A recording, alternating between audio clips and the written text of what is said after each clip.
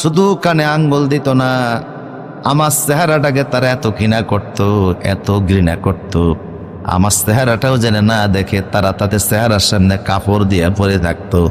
তারপরও এত অহংকার তারা করত, আমার এতটা ঘৃণা করত, তারপরে আমি দাওয়াত বন্ধ করি নাই।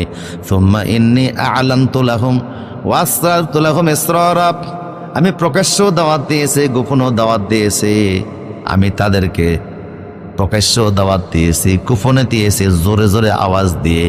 যেখানে লোকজন ছিল, পাবলিক যেখানে ছিল, সেখানে আমার দাওয়াত পৌঁছে গেছে। লা ইলাহা,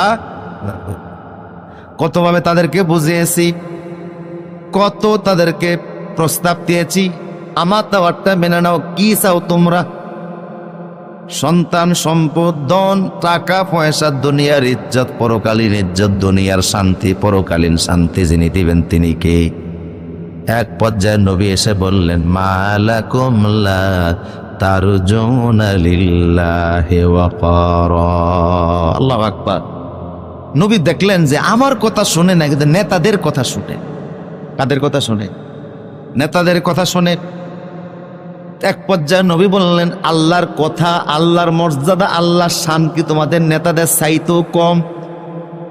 এই নেতারা এক জায়গায় আসলে তোমরা দাঁড়িয়ে থাকো, হুমরি খায়া পড়ো, সিরিয়াল দিয়া তার কথা শোনো, বৃষ্টির পানিতে ভিজো, রোদে তোমরা শুকাও, নেতারা যা বলে তা তোমরা শুনে নাও, মেনে নাও, আনুগত্য স্বীকার করো।